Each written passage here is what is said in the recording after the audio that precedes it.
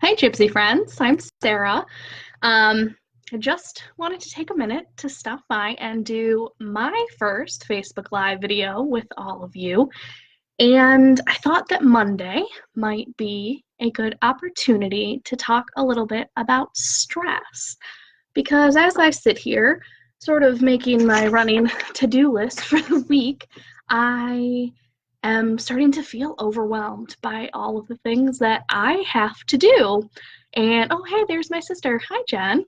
Um, and I got to thinking that when we start feeling overwhelmed and we start to get stressed by all of the different things we've got going on in our lives, that we're not always equipped with the best strategies to deal with those emotions that we're feeling. So I thought that this might be a good time to touch base with you guys, and maybe together we can come up with some really great ideas for how to manage stress in our own lives. Right now, we're sort of in primo holiday stress season. Now that Thanksgiving has come and gone and you have all successfully navigated it, so good job you. It's a really good time to sort of think about what's coming up, and there are a lot of different scenarios that pop up this time of year that are really big stressors. Whether it's travel, the stress of gift giving and finding that perfect gift for the people in your life, house guests, the cooking and cleaning and laundry that comes along with having people stay for extended periods of time, the finances of the holiday season. There are all different things that pop up this time of year that can really kind of freak us out and mess with us mentally and physically. So I thought it might be helpful to sort of look at why we get stressed. And we're, as the Gypsy Girls, a group of women, and women play a lot of roles in their day-to-day lives. We're grandmothers and mothers and daughters and aunts and sisters and wives and friends. We're teachers, we're therapists, cleaning ladies, personal chefs, personal assistants. We wear a lot of hats. And when we take on the whole weight of the world, we often give out more than we take back for ourselves. And we get bogged down by feeling like we have to rule the world. And don't get me wrong, I definitely think that I'm Wonder Woman and I can do it all. But there are times when I am humbled and have to be reminded that I can't do it all. At least not in one day. I mean, even God took 6 days and then he rested on the seventh. So I think that it's important for us to remember and recognize that we're not expected to do it all, and we can't, and still take care of ourselves. So what happens next? The stress that we feel starts to manifest in physical ways. For me, predominantly that's pimples, and they always pop up at the most inconvenient times, like right before a big job interview or when you're trying to look nice for an event. And for me, they're like planet-sized and really obnoxious. And then I get mad about the physical manifestation of the stressor, and then I focus on the physical symptoms and or the root cause, and it turns into this really vicious cycle. And I find myself going, oh my gosh, what do I do now? And if you're like me, you might be feeling the same way. And if you're even more like me, you're getting on the phone, you're calling your mom and you're saying, help me, what do I do to get rid of this planet-sized pimple on my face?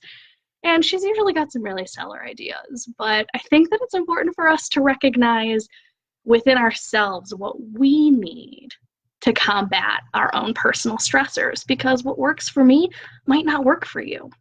And what works for you might not work for your friends, but I think between all of us, we can come up with some really great ideas.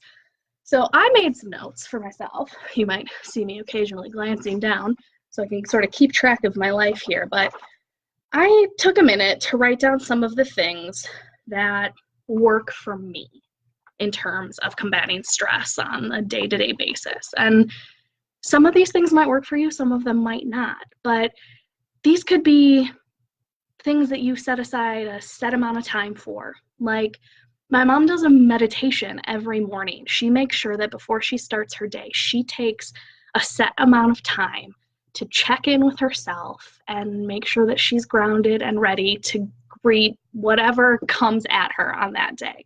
And that might be of similar tactic strategies for you. For my sister, it's getting up at the crack of dawn and doing a workout. She's crazy. She'll give herself like an hour-long workout before she goes and does her crazy job, which takes out even more energy than the workout does. And then she might come home and go to the gym and do it again, but for her, that's stress relieving. And so it's beneficial. She gets so much out of that, and it helps her tackle all of the different things that her day throws at her. You might be a Sunday evening bubble bath person. And our Gypsy Girl gatherings might have some really great bath salts that you could add to those weekly little soaks, but maybe you just need some quiet time in water with dim lights and really soothing music in the background to just reboot and recharge. Again, what works for us might not work for you, and that's okay. I like to bake. Sometimes baking is really therapeutic for me. It's just sort of an exact science to baking. If you put in too much of one ingredient and not enough of another, it completely changes the outcome. And having something that you can rely on just in the science of baking sort of helps me feel like I have a little bit of control over some aspect of my life. So that's something that kind of works for me. If I don't have the ingredients, I'm looking at my kitchen, it's a little bit sparse right now. So if I don't have the ingredients to do a big bake-a-thon, other things that work for me, singing in the shower. I am a really great audience. My shower has awesome acoustics. I also really like karaoke. Something about getting up on stage for me is a stress reliever. For you, you might be going, okay, there's no way I'm ever going to get up on stage and sing in front of strangers, but it's actually a really judgment-free zone, and it's some awesome people watching. So maybe you don't want to go to sing, but you just want to go to sort of let off some steam and watch some people do really great or really bad and just not really care and just have fun. And that might be something that works for you. A lot of people like art as sort of a de-stressor and a therapeutic technique. Maybe that's something that's going to work for you. Something small and less time-consuming that I'll do either in the car before I walk into work or throughout the day, depending how the day is going, definitely in my car on the way home, is I'll take a minute with my essential oil of choice and just breathe it in. Because sometimes we just need a moment to stop everything, not even focus on anything other than our own breathing and the healing aroma of those essential oils that we love so much. So there are a lot of different things that you can do, that I can do, to take away the stressful feelings of this holiday season. And I know that it's not easy and that it's not going to necessarily change overnight, but my hope is that by bringing your attention to it, you might start to think about some things that you already do that help de-stress you and that you might want to maybe dedicate a little bit more time to. It doesn't have to be an hour to yourself, but it could be a minute every day this week. That's at least 5 minutes to yourself for this work week. And then maybe next week you bump it up to 5 minutes a day. Maybe by Christmas, you're up to a half hour a day of time that's just for you. And maybe those aren't consecutive minutes either. You can work it so that it fits your schedule. But self-care is probably the number one best solution to help combat stress in your daily life, because we as women are natural givers. But eventually you run out of things to give. Think of all of these things that you have to share with the world as being put inside of a pitcher.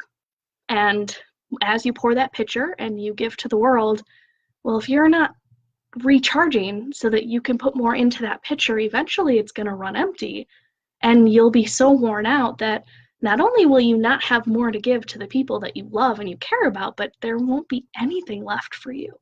So we owe it to ourselves to take sort of that selfish time and not feel guilty about it, but know that without it, we can't be the best versions of ourselves to the rest of the world. So that's my little Monday tip for you about stress. And I hope that you find some of these tips helpful.